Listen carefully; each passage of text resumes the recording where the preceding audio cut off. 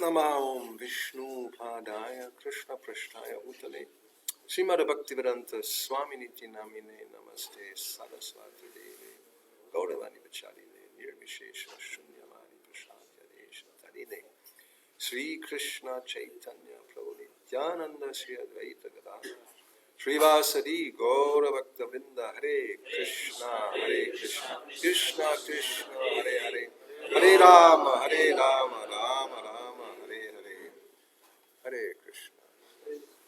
Everybody speaks English, it seems. There in the back, oh, you have your simultaneous translation. Very good. Okay, so what is your situation? Who are you? Means everybody is a new bhakta, except for those who have this color. Right? So it means how long are they? 3 years. 3 years. 3 years. That's when I was young.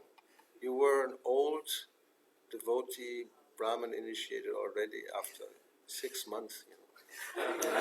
So 3 years means they're still bhaktas. They're not yet initiated. Times have changed. Okay, so in Bhagavad Gita we know Krishna says, Chaturvidha bhajante mam, 4 types of persons come to me. So now I want to hear from everybody. Why are you sitting here? 1 sentence, you have a chance to respond. What's your motive for coming to Krishna? That's the question. Starting right here. Oops, you're the first one. Srila Prabhupada's books, you like to study them. That's why you're here, or because you have read them. And then you became convinced that you are a servant of Krishna.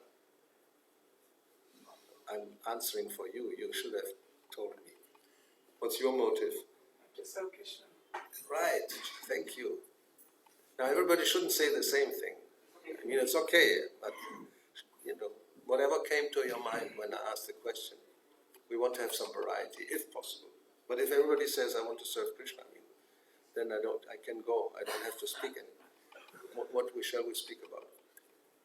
After reading Bhagavad-gita, I got to know that I was not working on the absolute platform. So I decided to work on absolute platform. Now you want to work on the absolute platform. That's a good answer. Love Krishna. Okay.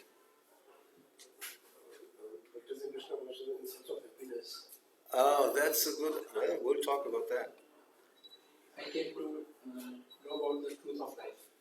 The truth of life. Yeah. To purify my existence. That's a very nice answer so far. To become the servant of Krishna. Okay. To serve Guru and more and more. All right. I just wanted to know the purpose of life, so whatever feeling me the best, so fine, so good. Yes. Krishna. Huh? To faith in Krishna. My motive is the same to attain Krishna. To attain. Okay. Same, to attain Krishna and Radha. All right. But if you have some other quick answer, that would work also. And get a real goal of human life. Okay. Anybody else? We have. Only Krishna can give liberation. Is what? Only Krishna can give liberation from birth and death. So Liberate from birth and death. Well, somebody is honest.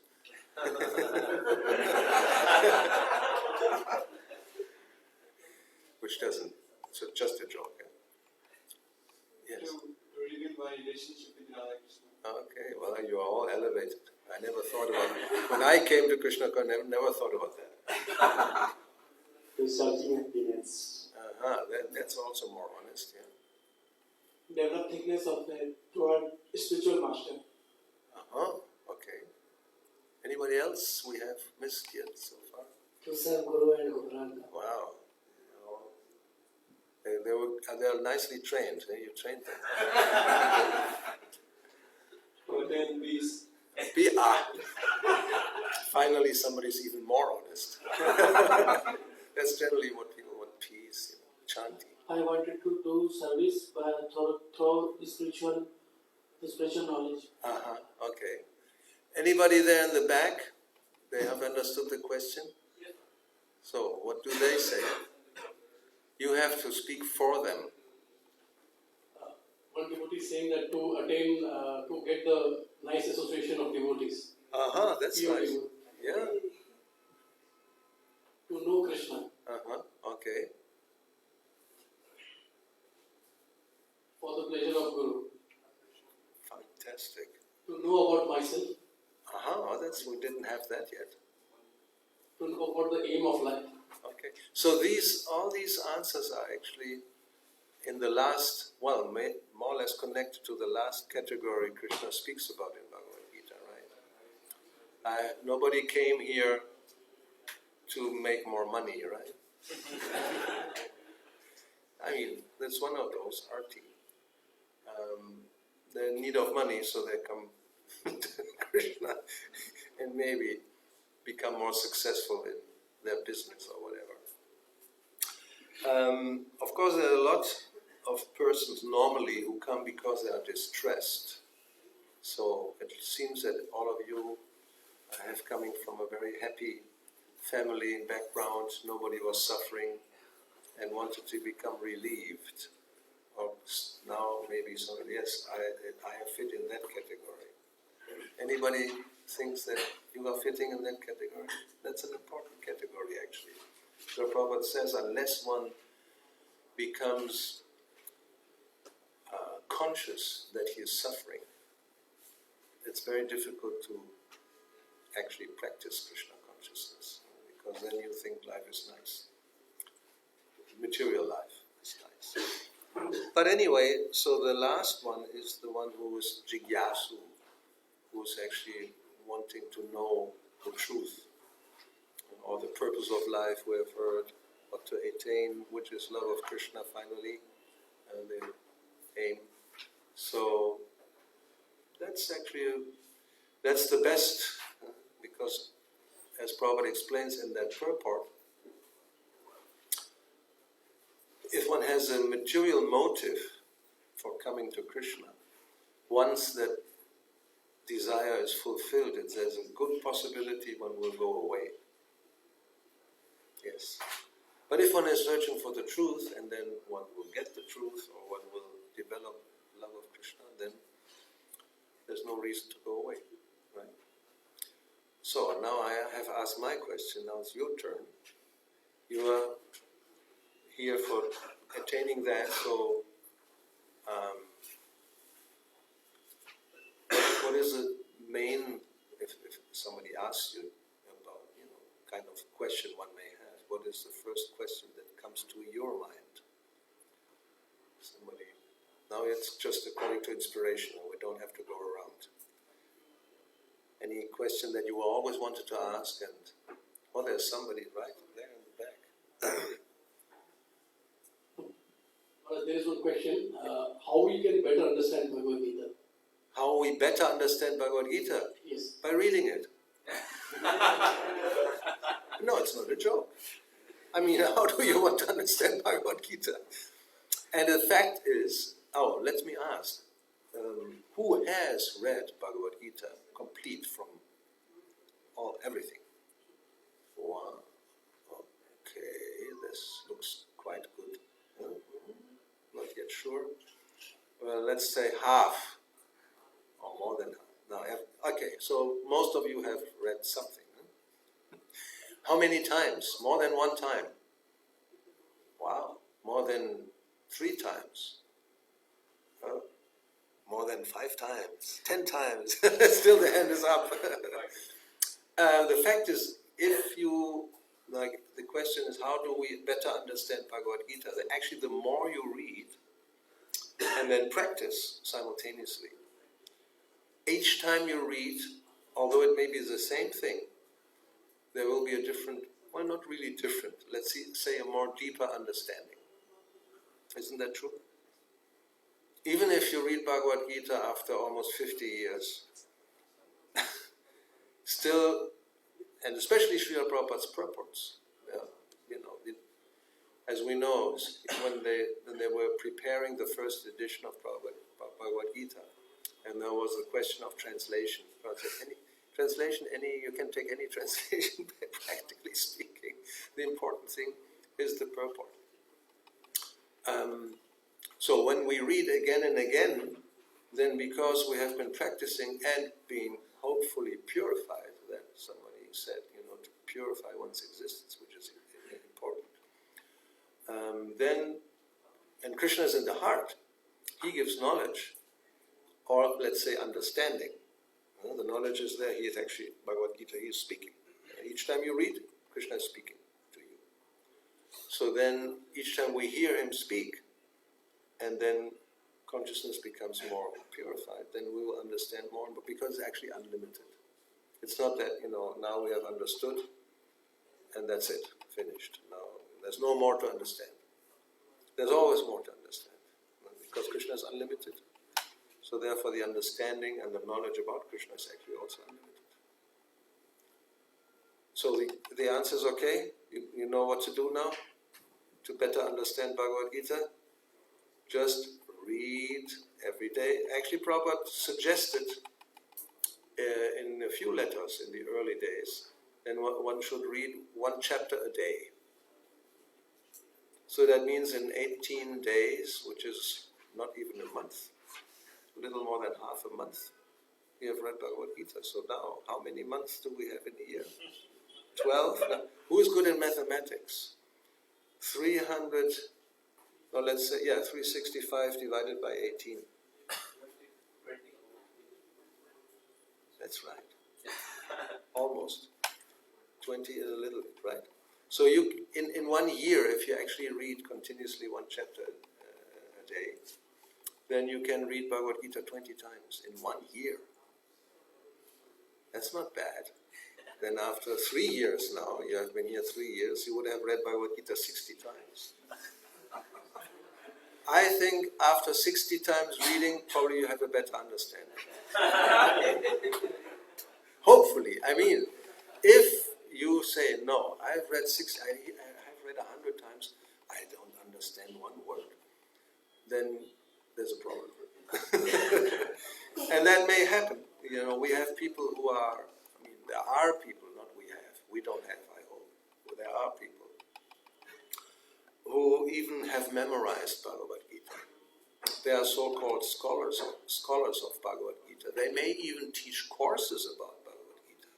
But as Prabhupada points out in some of his conversations, they haven't understood one word of Bhagavad Gita.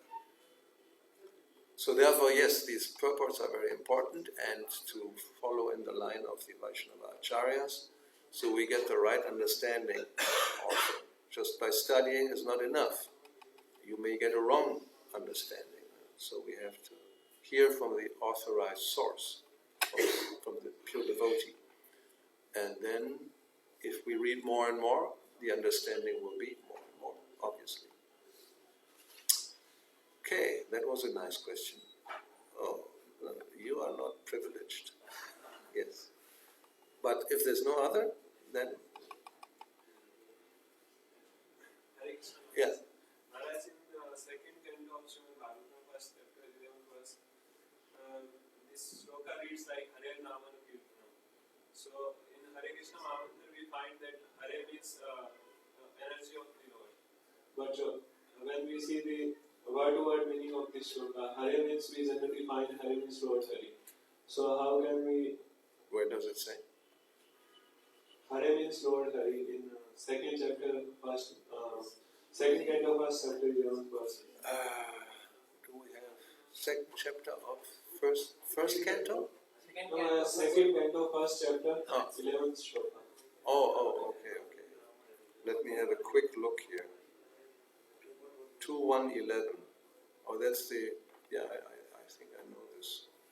Yeah, I know this verse. 2:1:11, right? The Hare Namanu Kirtanam, you say? Oh, and in this case, harer, that's the genitive of hari. It's not hare. Hare is the vocative of hara. That's Sanskrit grammar. So harer nama, it's the name of Hari. It's not the same as hare. You see, it's harer nama nukirtana. It doesn't say. So in this case, hare, which has an H with a dot underneath, it's not the hare of the Hare Krishna mantra. It's a different word. Because hare is actually hara. But when you address, then it becomes hare. The a changes to a. It happens also with Saraswati. Namaste, it's not Saraswati, it's Saraswate. That's because it's vocative. And if it was be an a, it also changes into a. So that's just grammar rules. So this hare, harer or hare is not the same as the hare in Mahamantra. Simple answer. Yes. You get the microphone.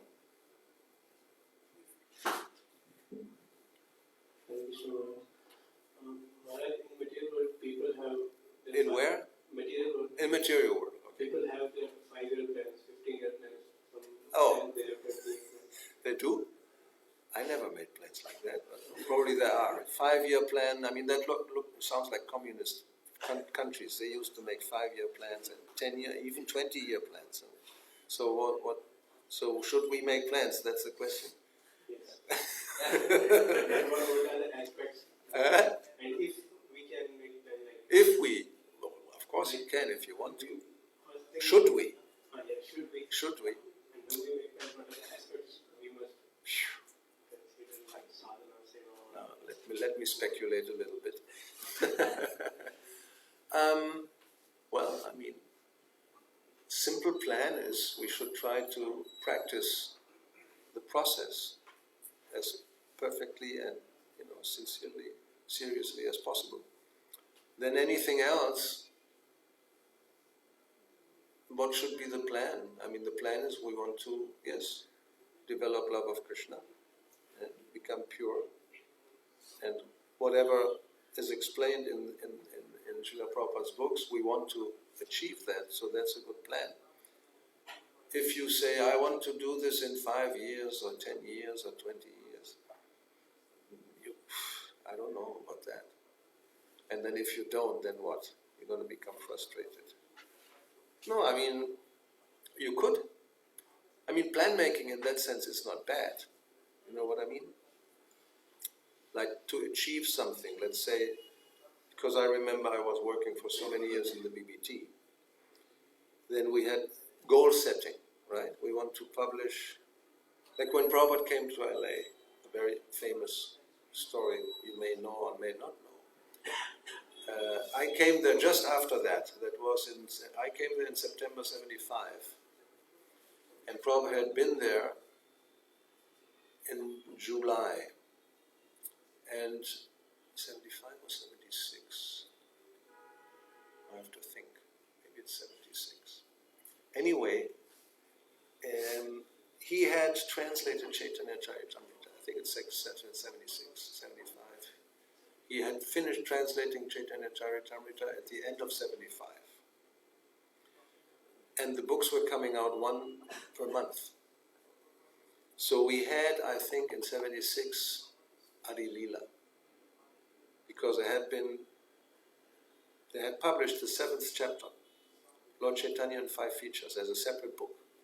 Because it's the most important chapter in the Adi Leela. And then they had, yes, done the rest of Adi Leela, and it was very slow. And Prabhupada said, you have to finish the whole thing in 2 months. So that was a goal setting in July, August, September. So when I came in September, they had just finished a marathon. To do that, they had the goal, the order of the spiritual master, to finish Chaitanya Charitamrita, which means the whole Madhya Lila and the whole Antya Lila, the whole thing, in 2 months. And they were doing one book a month. And as we know, it's the 71st edition was 17 volumes. So Adi Lila was 3 volumes. So 14 volumes in 2 months, which normally would take 14 months. So first reaction would be impossible, right? Normally we would think if we now do 1 a month, how can we do 14? It's impossible. But they did it. They made arrangements for 24-hour, 3 shifts of 8 hours each. Devotees from all over America coming, whoever was able to type or to do something to help with the production. So they actually finished to give the books to the printer by the end of August. So in September, one after another were coming out. So that was a goal. So to have a goal, and then we also, generally we had a goal in the BBT. Like for the 500th anniversary of Lord Chaitanya, we, in Spanish language, we wanted to publish the Adi Lila, and we did that.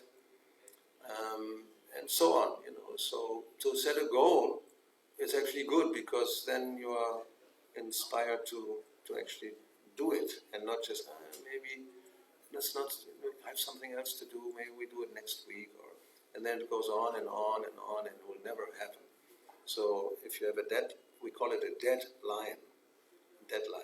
It's, the line is dead. If you don't finish before that line, then you're dead. So you don't want to be dead, so you have to finish before that date.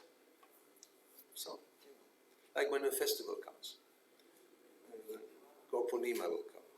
So then you say, well, we want to, I don't know, whatever you want to do. So we have so many days, and then you say, how many days we have left?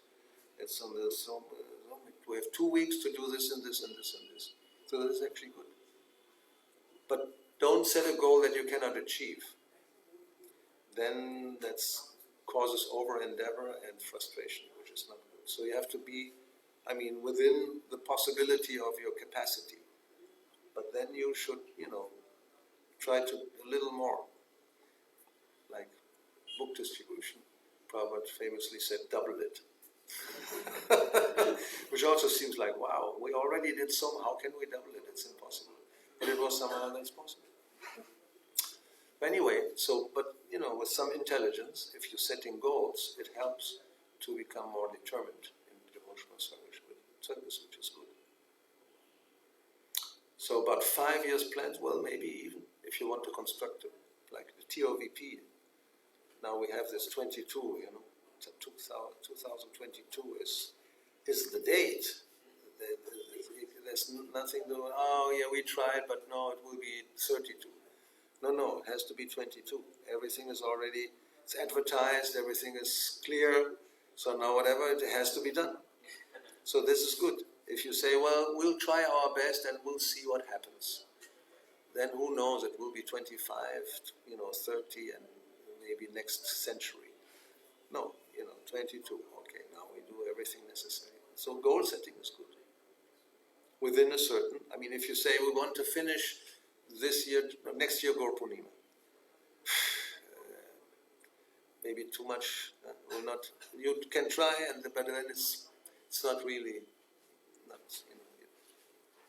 it's not good enough. It has to be reasonable. Goals should be reasonable. That's actually common sense. It's nothing really spiritual about that. So, you have a spiritual question?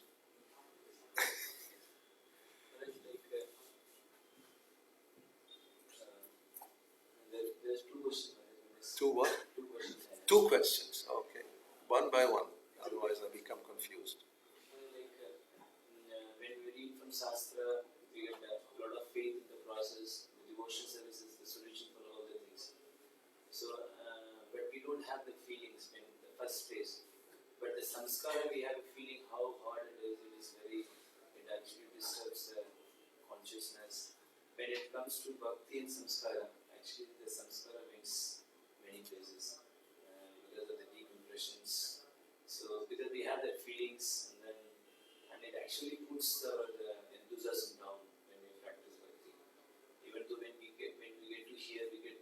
useless to practice, but when you practice, impressions actually they serve so much.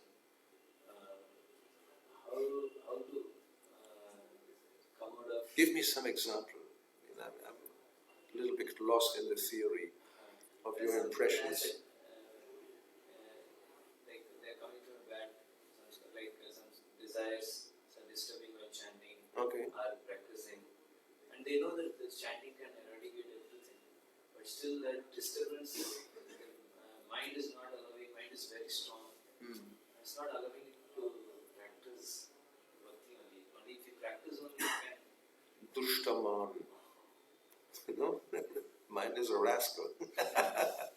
Bhaktisiddhanta says, actually the mind is hostile to the soul. So what to do? Beat it.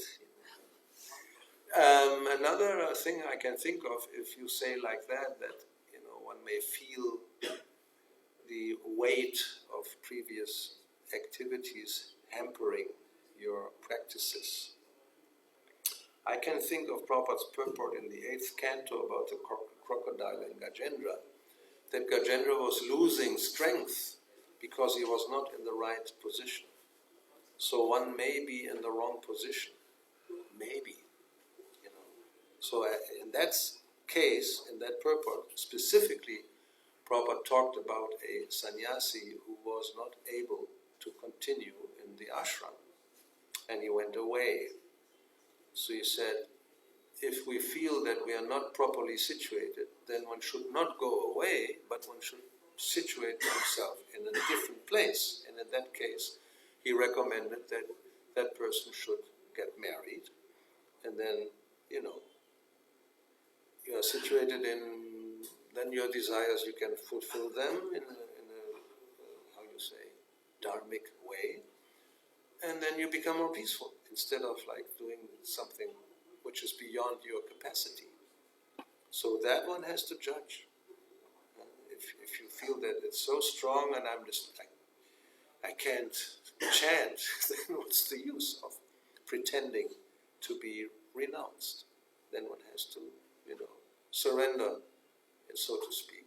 I mean, not really in that sense, but make the adjustment. And that's what Prabhupada explained. If you read the purport, it's very clear. If we practice in association with devotees, as we go on, is it that we do not get down, or they will not get confidence? No, I mean, normally we say that by sadhu sangha, you can, we should be able to, sangati sanjayati kama. Desires will also depend on what kind of association we have. So we can try, if we want to, avoid bad association. That's the first thing, you avoid bad association. And that's not so easy nowadays, because with your phone, you can just push one button and you have as much bad association as you want 24 hours. So that is a challenge. That problem we didn't have before. You had to go out and look for a certain place to have bad association. Now you can just invite the bad association anytime your mind tells you to do that, which is bad. So the best thing is, all the phones, throw them into the fountain and don't use them. Try to not make, that's another practice. At least for one day a week, don't use it at all. Is that possible? No. Impossible. What are you asking? Ask anything else. I can fast for one day, but not the phone. I have to see Facebook. What's the latest thing? They tell me what they were doing. I was eating some samosas, really, really good. And so many useless things they tell. So that's all bad. So you have to avoid them. If you can, then you're in a big problem. You have problems, obviously. Yeah. So I can have a rule for all the bhaktas. No phone, no internet access. It's cut off everywhere. Oh my God! Then I go some other temple. So this is, it's more difficult nowadays, no doubt. more thing is that in management, like there is a concern also is that sometimes it looks like concern when it comes to fault finding nature also. Sometimes we are concerned that the standard of Srila Prabhupada should not get down. Mm-hmm. And so then we work on like few practices which is not told to Prabhupada, it should be. Like say, what? Example, the preaching, the groupism, such kind of things Srila Prabhupada wanted us to cooperate and equally. So, but when we get to see something, then we think that we have to correct it, and then it becomes, whether it is a fault finding nature, it's very difficult to, so how to. Sometimes, depending on your position, you have to find fault. Prabhupada said, it's my duty, like the spiritual master's duty is to find fault in the disciple. If he never finds any fault, then it's not a good sign. Like a father who corrects his son. That's not really fault finding. It's, for the good of the person. You have to point out defects. So if one is in a position of leadership, but there has to be the desire to improve the person, not to smash and, like that. So then we shouldn't call that fault finding. It's correcting. Constructive criticism. They have nice words for these things. No, it's true. Criticism can be destructive. You just want to bring down a person. Or it can be constructive. You want to help and overcome shortcomings, which we should all want to. Then we also don't take somebody who points out any defect, we don't take that as fault finding. He's finding fault with me. No, he's very kind. He's pointing out something I should correct. So then that one should be thankful instead of being angry. So it all depends on how you do it and how you see it. Yeah.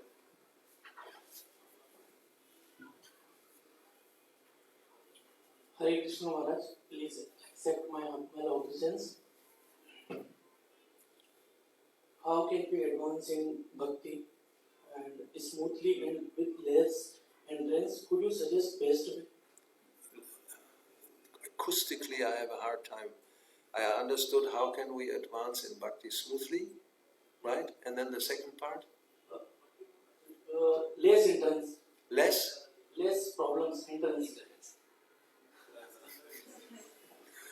With less problems.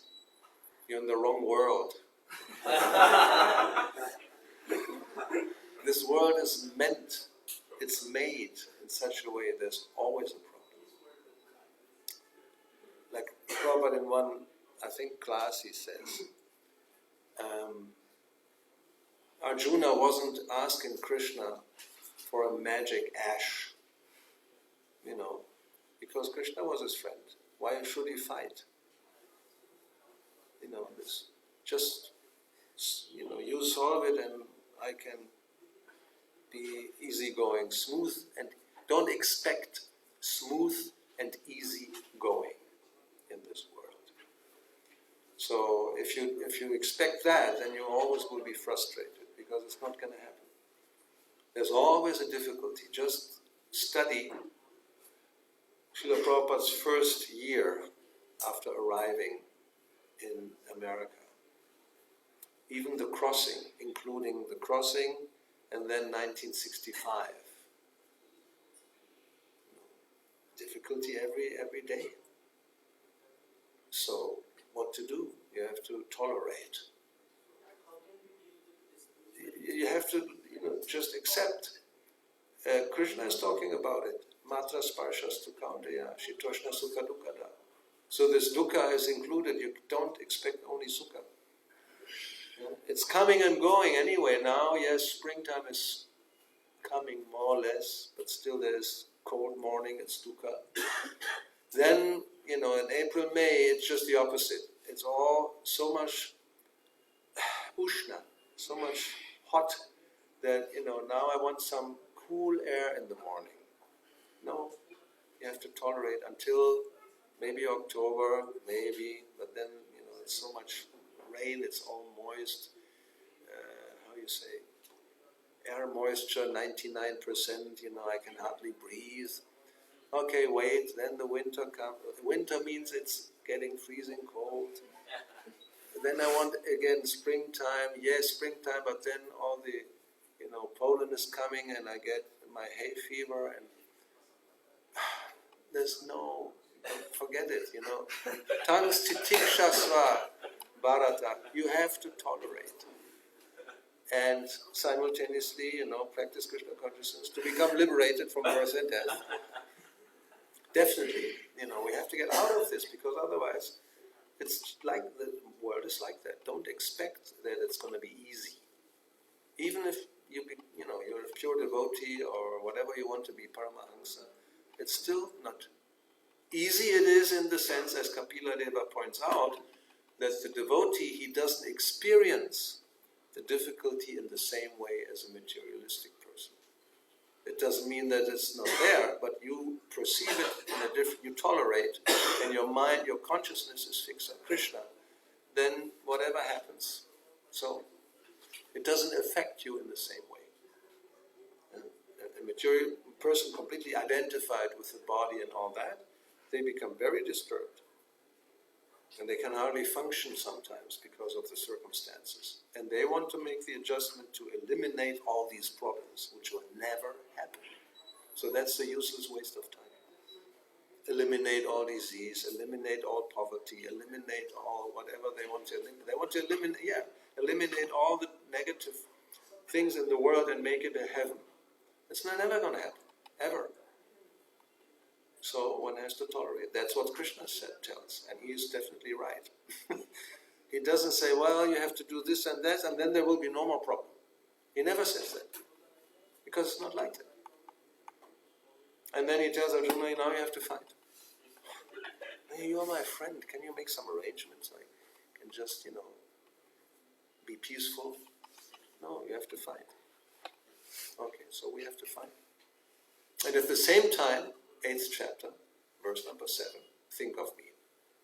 Now that's not, well, it can be done. It's multitasking. We are learning this with our phones and computers. So now we have to apply it to Krishna. Right? We can do many things. Even if you drive a car, you can do many things at the same time.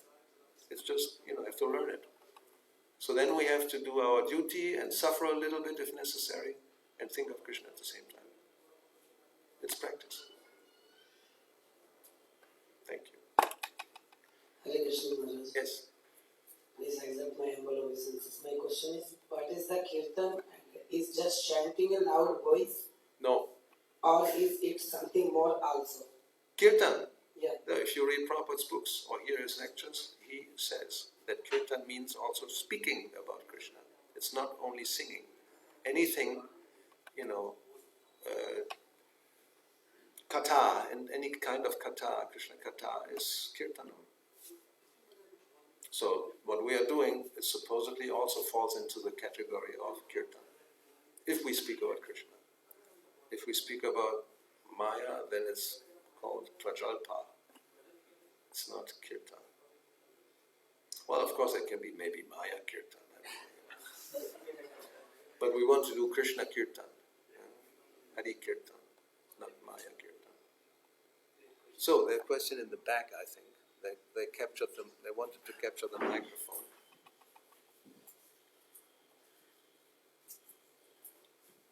Hare Krishna Maharaj. Yeah. There's a question from a devotee here. That devotee is saying that soon I will be passing out from my training. I will passing out? From the training that we are doing here. Oh, from the training you will graduate. Yes. Okay, that's good. But the problem is that... Oh, then you stay. That he's feeling a little afraid that how I will manage things outside, especially in preaching, and especially by dealing with other devotees, because he's thinking that he do not have sufficient qualities to tackle with the situations. And especially he's concerned if he do not get a service that matches his his taste. So what he will do in such situation? Then you go to another temple. That's it was half a joke, but it was not 100% joke. mean, these are practical questions. I mean, anybody else should be able to answer. First of all, if you really have had the training, why should you be afraid? Otherwise, if you really think you're not qualified, then you stay for another year, no? You can repeat the class, no problem. Then as far as service is concerned, I mean, you can speak with whoever is giving the services and try to make an arrangement. If you really feel that what I'm asked to do is completely against my nature, I feel completely unhappy, or I don't know, whatever the reason you feel maybe why this particular service is not adequate. It may be.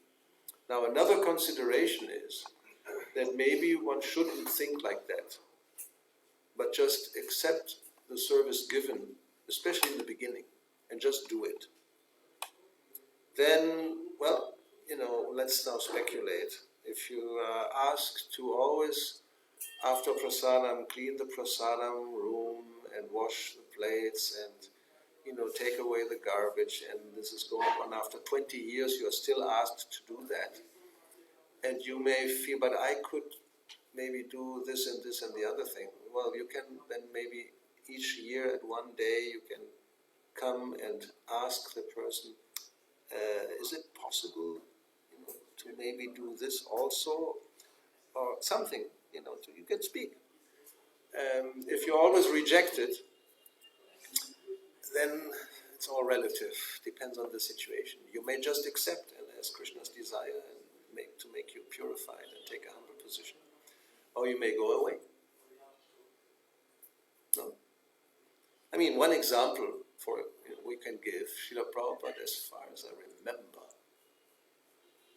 he wanted to do some specific service in the Gaudiya Mathas, wasn't it? And he wasn't allowed to, or something like that.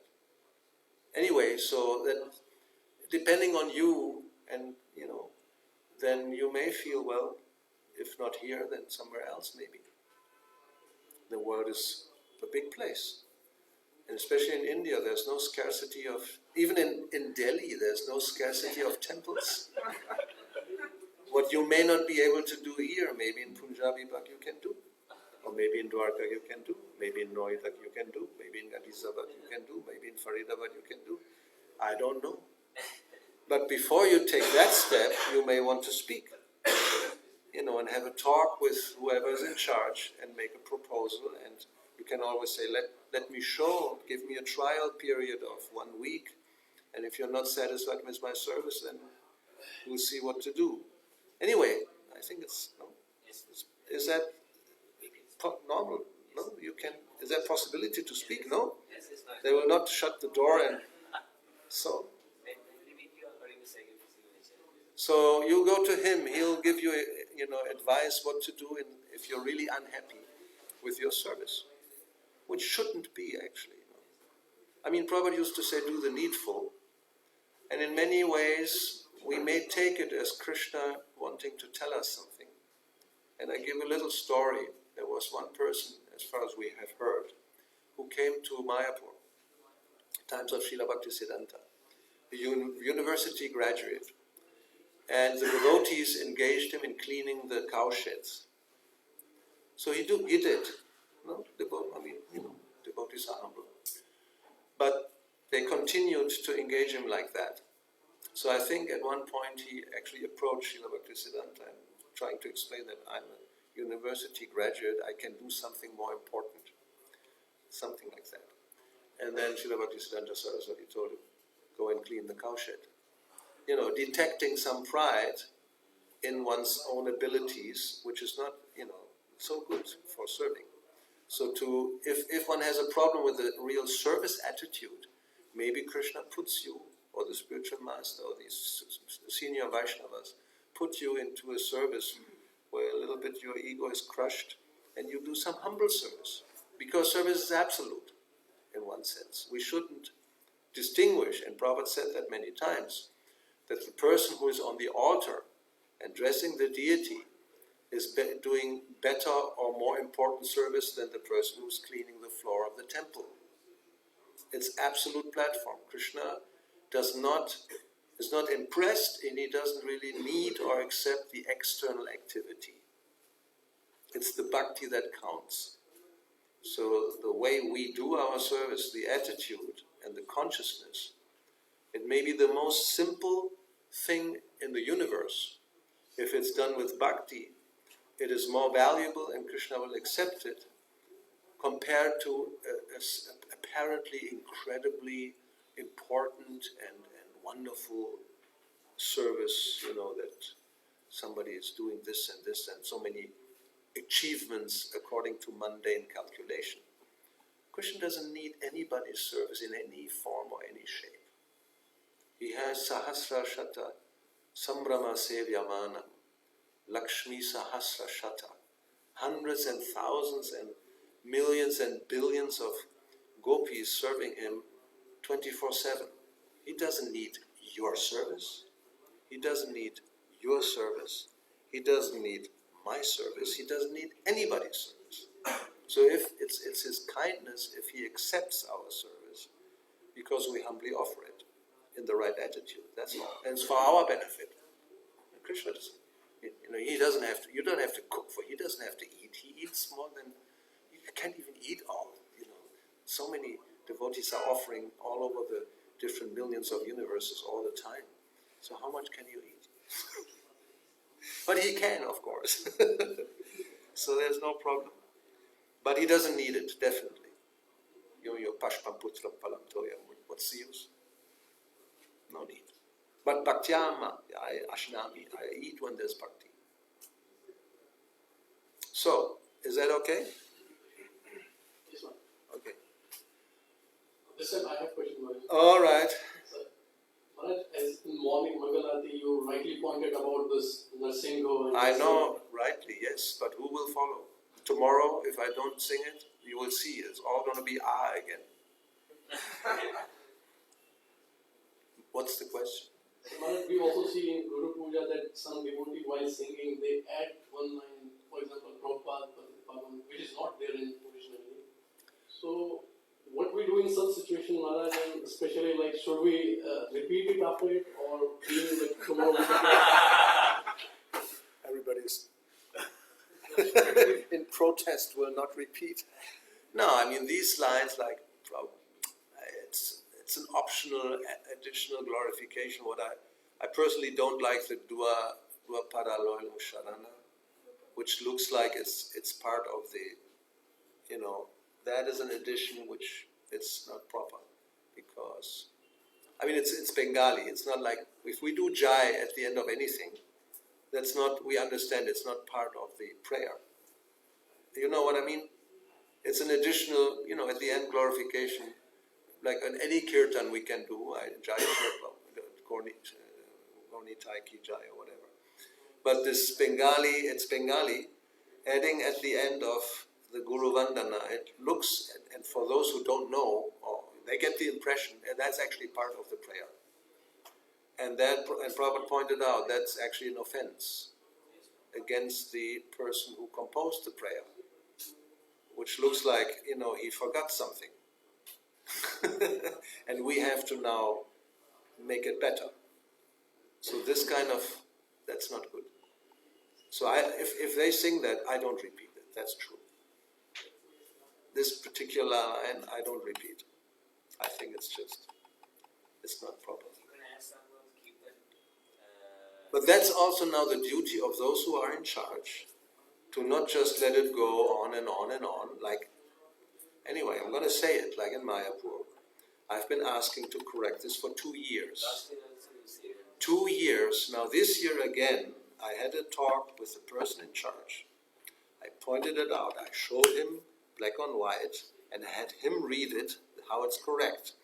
And now it's his responsibility to go to the different leaders of the kirtan who do the Nrsimha prayers and watch that they do it right. We'll see. Next year when I come to Mayapur, I don't know, I don't want to say I'm almost sure, but I'm almost sure it's going to still be which would be really a bad thing. I hope it's not. Actually, I don't know. I have to have somebody there who will report back or maybe watch online how they do it, and then write an email. What's happening? What's going on? After 2 months, still, everybody's doing At least the leaders. I told him it will take time. You can't expect for the devotees to change so quickly because it's a bad habit, ignorance actually, because nobody reads what the prayer is. They're just by hearing. So, if the leaders continuously do it right, even here, you should insist. If they do it right, then everybody else in time will follow. It may take a month, it may take 6 months, doesn't matter. But if the leaders do it right, it's just a matter of time. Yat yat achariti shreshtas. Even in the New York also we train how to sing. Yes. And temple president also now has changed. He's also singing. Okay, good news. No, I mean really. Last year we heard you. Yes. And after that we started to implement. Very good. Another one, here it's not, but in Mayapur they did this Panchatattva Bhagavan, which is a complete speculation. And I told him also this should stop immediately.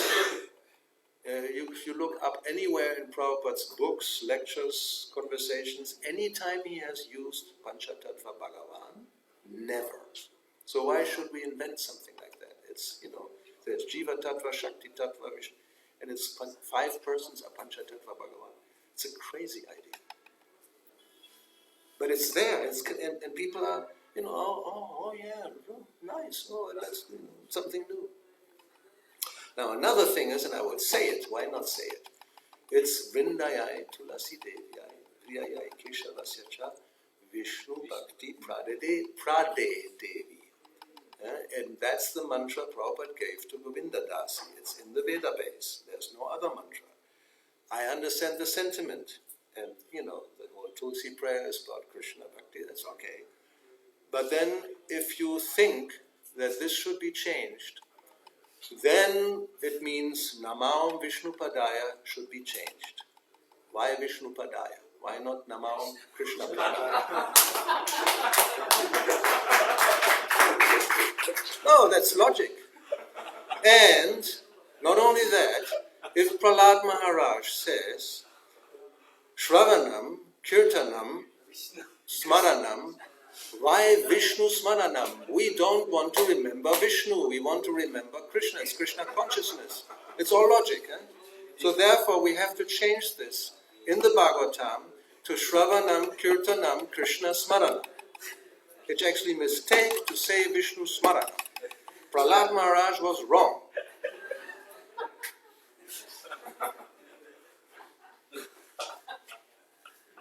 Right?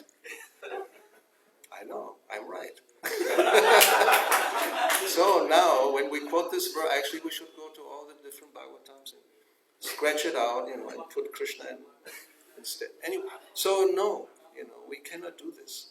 We shouldn't do this. The sentiment is okay. It's like, the story is Sarvabhauma Bhattacharya changed Muktipada to Bhaktipada.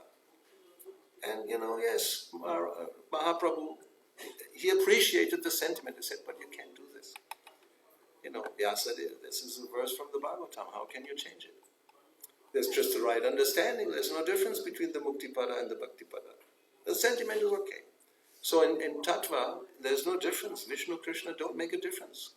Okay, but, the mantra given is this one. So why should we change it? And there are probably more mantras with Vishnu in it. We have to find all the mantras with Vishnu in it. Change it. Relating to this, Leon said that when that Priya Keshav Sesha. So what does this word Keshav signify?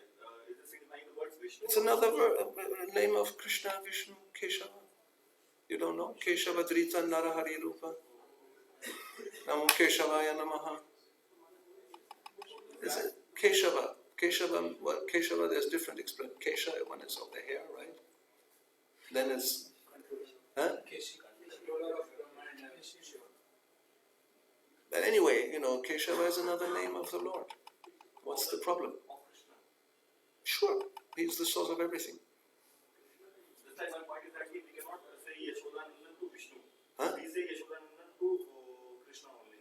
So in the same way, my point is Keshava only specifically for Krishna and not for Vishnu. If it is so, then in that case, next one. I have no idea. mean, you're asking something. I don't know. What is the problem? Whether Keshava only refers to Krishna to also to Vishnu? Where don't we make this distinction? Point is that I was trying to, In case. If Krishna, Keshav is stands for Krishna, then in that case, next was Krishna. From that point of time. But again, we are speculating, and the reasoning, as I said, looks very reasonable and logical. Now, if you really want to get into this, you go to the Vedas. We could do that and see whatever Prabhupada, what Keshava, what's the explanation of Keshava. Now, let's say, just for argument's sake, that actually Keshava, yes, is another name of Krishna, not Vishnu. So what? What does it make any difference?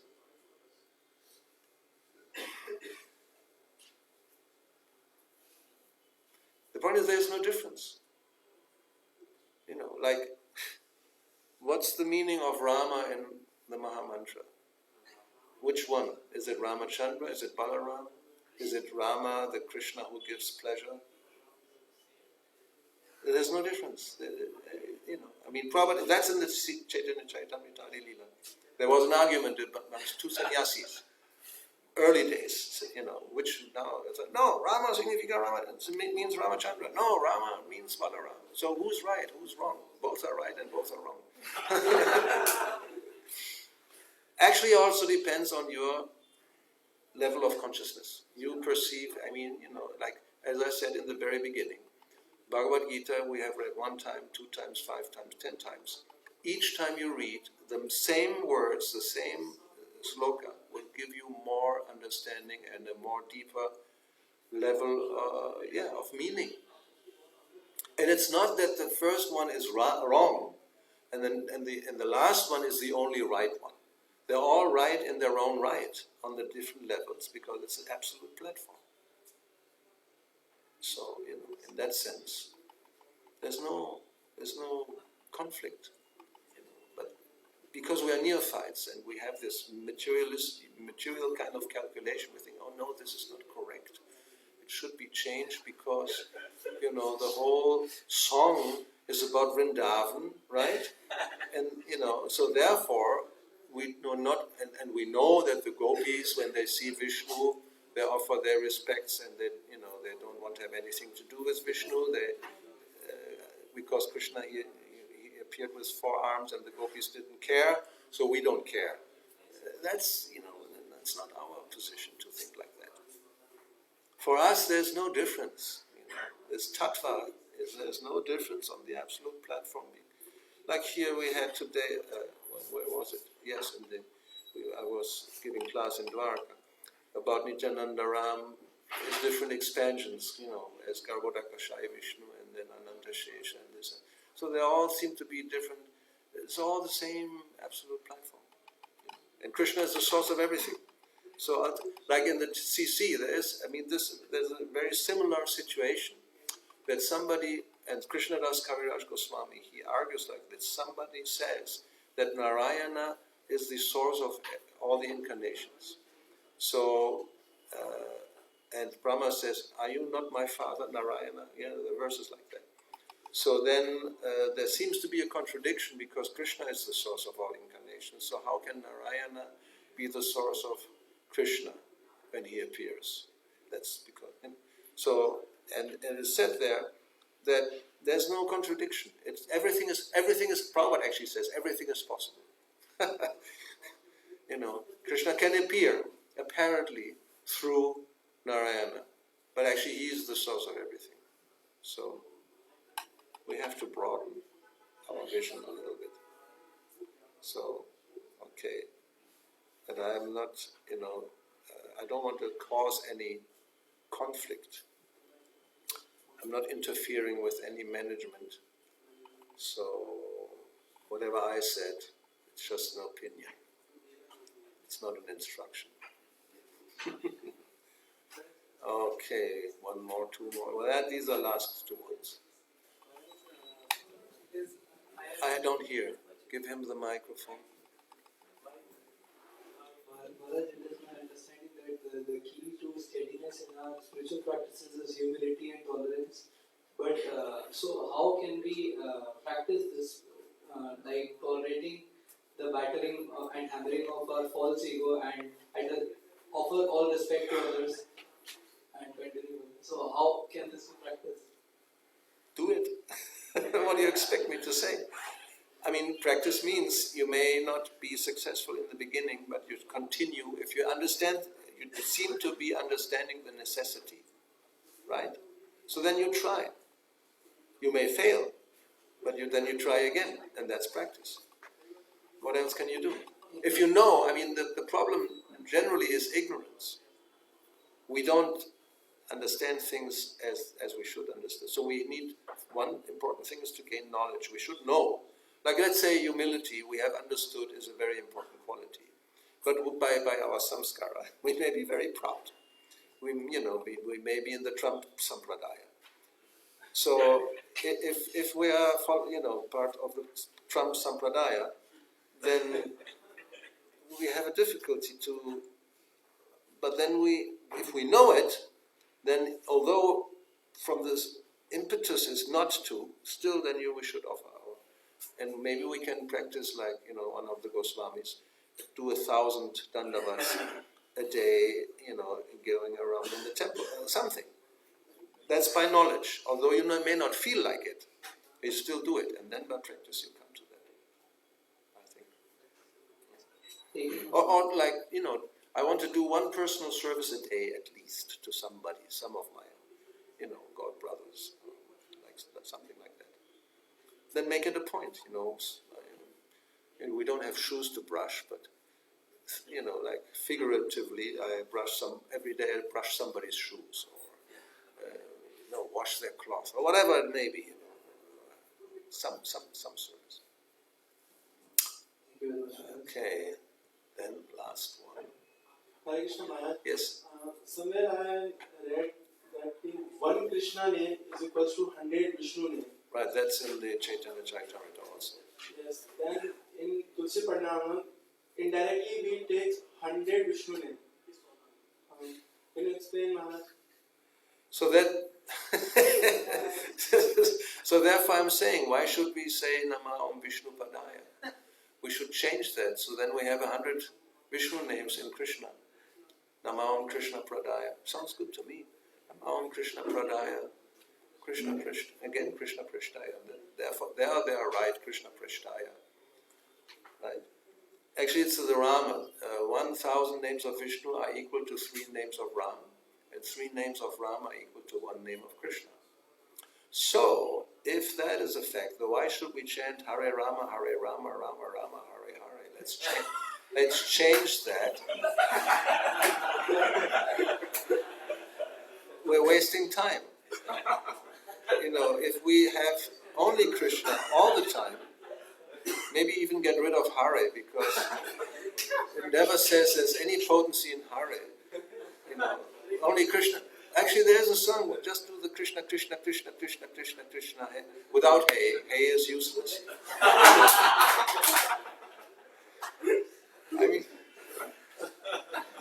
I think it's a very simple conclusion. Let's follow the instructions of the previous acharyas, especially our founder acharya, and then everything will be okay. And let's not speculate that we are more intelligent and we have come to a conclusion that anybody else before us has reached. And we will be introducing and saving Iskcon from wasting time by chanting any name of Vishnu, which is completely useless. No, why? Prabhupada gave us this mantra. That's what my point is. If he would have given us, Krishna Bhakti Prada Devi, nice, I have no problem with it. I have no problem with that. But I know he gave the other one, and therefore I have a problem. He gave this mantra, Vishnu Bhakti Prada Devi. So why should I think that I know better, and therefore we should change it? And Prabhupada was wrong. That's ultimately what it comes down to. We are saying indirectly, we don't say it, but actually we're saying it. this mantra is not right as it is. And it's some fault. And the Acharya, the founder Acharya, has given us this faulty mantra. He didn't understand that this should be changed. So we change it, and that's offense, in my humble opinion. Or maybe not so humble opinion. So, bottom line is very simple. If Prabhupada gave us this, this, and this, and this, then just take this, this, and this. And if we analyze, if we are doubtful, if we analyze, we will see it's always in line with the previous acharyas. There may be some adjustments sometime but that's not, he doesn't adjust a mantra, for example. There may be some external procedure of doing something according to the time and the place and the person, but you will not see changing mantras. That's not part of the adjustments. Any other thing, maybe. But even there, one is very careful not to change the principle, maybe just a detail. Anyway, so you think about that. Radhe, Radhe, they chant that about that. What? The end of the Kirtan, they chant Radhe, Radhe, Radhe. Can you understand? You don't want to say me say all these things. Prabhupada sometimes stopped this. It's not that it's forbidden, but it shouldn't become like a very prominent practice. I mean, like in Radhashtami, we also have the Radhika Stava, and there's a lecture Prabhupada, we can approach Srimati Radharani, offer Pushpanjali, and offer our prayer that Jagannatha, Mother of the Universe, please accept this flower and give it to Krishna like this. But this other type of, then it sounds like one is on the platform which one is not. So better stick to what we have as an example. And we know that Srila Prabhupada actually stopped sometimes kirtans when he heard things that were newly introduced or some deviation. He actually stopped the kirtan. So just be a little more conservative, not so inventive. Which doesn't mean it's not like offensive, but it has to be maybe also according to our level of consciousness. Who are we to Radharani? What is this Radharani? Have a relationship with Radharani. First try to get free from sex lives, then we talk about Radharani. Before that, don't even mention her name. At the end of nursing arteries, Huh? at the end of nursing arteries, we sing Jai Nrsimhadev, Jai Nrsimhadev. Yeah. Yeah. Also at the end of Kirtan, we chant the name of particular deity, Jai Radha. Yeah, I mean, it's nothing wrong with it, But if it becomes more and more prominent, then maybe one should think. Anyway, because we have seen this, then the Radha goes on for 10 minutes, That's not right. You can do, like in glorification at the deity is present. That's no problem. No problem. There's some creative license. Anyway, I think you understand what I mean. All right. Thank you for your attention, and forgive any offenses, and don't take this now, and be very careful if you want to change or correct anything. Don't say, he's, I said, I didn't say anything. Srila Prabhupada ki jai, Sri Gaurnitai ki jai, Sri Radha Parta Sarati Lalita Vishaka ki jai, Sri Sitaram Lakshmana Hanuman ki jai. Gaura Premanandi.